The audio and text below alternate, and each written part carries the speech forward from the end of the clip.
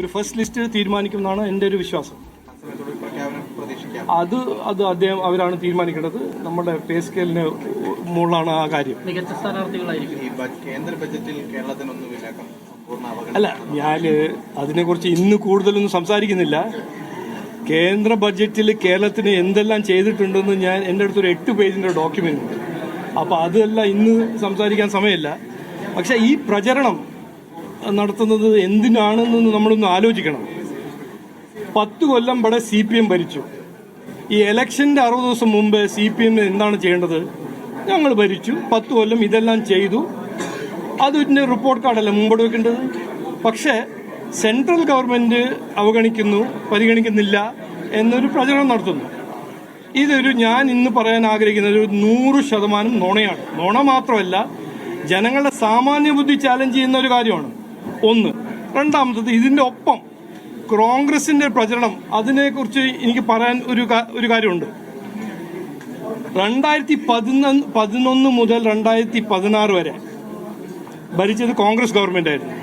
അതിന് 3 കൊല്ലം ഇവിടെയും കോൺഗ്രസ് ഗവൺമെന്റ് ആയിരുന്നു, സെൻട്രലിലും കോൺഗ്രസ് ഗവൺമെന്റ് ആയിരുന്നു.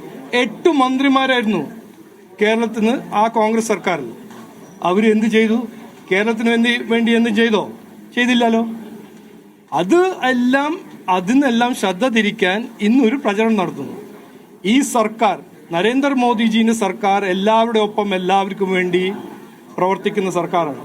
കഴിഞ്ഞ 11 കൊല്ലം രാജ്യത്തുനിന്ന് എവിടുന്ന് എങ്ങോട്ട് കൊണ്ടുപോയി എല്ലാവർക്കും അറിയാം. ഇതിനെക്കുറിച്ച് പറയാൻ ഒരു ആവശ്യമില്ല. അതിൻ്റെ ഒപ്പം കേരളത്തിന് വേണ്ടി എത്രയോ കാര്യങ്ങൾ ഈ ബഡ്ജറ്റിലുണ്ട്.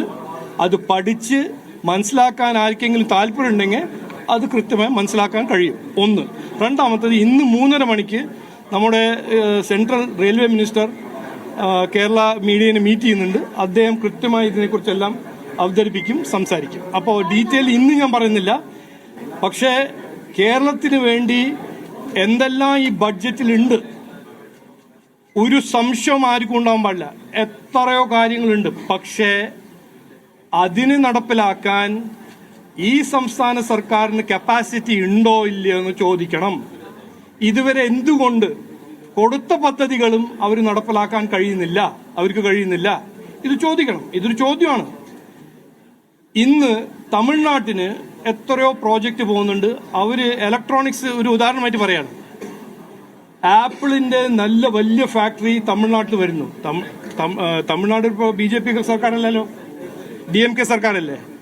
എന്തുകൊണ്ട് അവിടെ കടലാക്രമണത്തിന്റെ എതിരെ അവർക്ക് ഗ്രോയിനും ഈ സീ വാളെല്ലാം ഉണ്ടാക്കാൻ സെൻട്രൽ ഗവൺമെന്റിനൊപ്പം പദ്ധതികൾ ഇംപ്ലിമെന്റ് ചെയ്യാൻ കഴിയുന്നുണ്ട്? അവർക്ക് ഫൈനാൻഷ്യൽ കപ്പാസിറ്റി ഉണ്ട്. അവർക്ക് അവരുടെ ഷെയർ കൊടുക്കാൻ കാശുണ്ട്.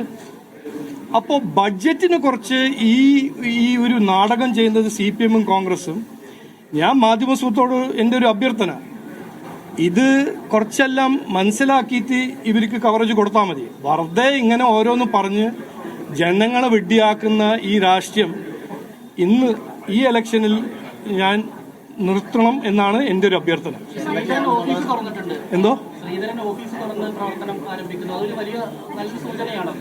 അല്ല, നോക്കൂ, ഞങ്ങൾ അത് നരേന്ദ്രമോദിജി വിഴിഞ്ഞം പോർട്ട് ഇനോഗ്രേഷൻ ഫംഗ്ഷനിൽ പറഞ്ഞത് ഞാൻ ഇന്ന് ഓർമ്മിപ്പിക്കുന്നു. അദ്ദേഹം പറഞ്ഞത്, വിഴിഞ്ഞം പോർട്ട് വന്നിട്ട് അതിൻ്റെ ഒപ്പം നമ്മൾ റെയിൽവേ മോഡേണൈസേഷനും നാഷണൽ ഹൈവേ ഗ്രിഡ് കൃത്യമായി മോഡേണൈസ് ചെയ്ത് കംപ്ലീറ്റ് ചെയ്താൽ കേരളത്തിന് മാനുഫാക്ചറിങ് ഇൻവെസ്റ്റ്മെന്റ് കൊണ്ടുവരാൻ വളരെ വലിയ സാധ്യത ഉണ്ടാക്കാൻ കഴിയും. അന്ന് പറഞ്ഞത് കാര്യമാണ് നമ്മുടെ പ്രധാനമന്ത്രി പറഞ്ഞത്. അദ്ദേഹത്തിന് ഒരു കാഴ്ചപ്പാടുണ്ട്. കേരളത്തിൽ മാനുഫാക്ചറിങ് വരണം, കേരളം ഒരു ലോജിസ്റ്റിക്സ് ഹബ്ബായി മാറണം. അതിനെല്ലാം കുറെ കാര്യങ്ങൾ ചെയ്യാനുണ്ട്. പക്ഷേ ആ കാര്യങ്ങൾ ചെയ്യാൻ കഴിവും താല്പര്യവും ഇപ്പോഴത്തെ സംസ്ഥാന സർക്കാരിന് ഇല്ല എന്നാണ് എൻ്റെ അഭിപ്രായം. അതിൻ്റെ ഒപ്പം കോൺഗ്രസ് വന്നാലും CPM വന്നാലും അവർക്ക് 2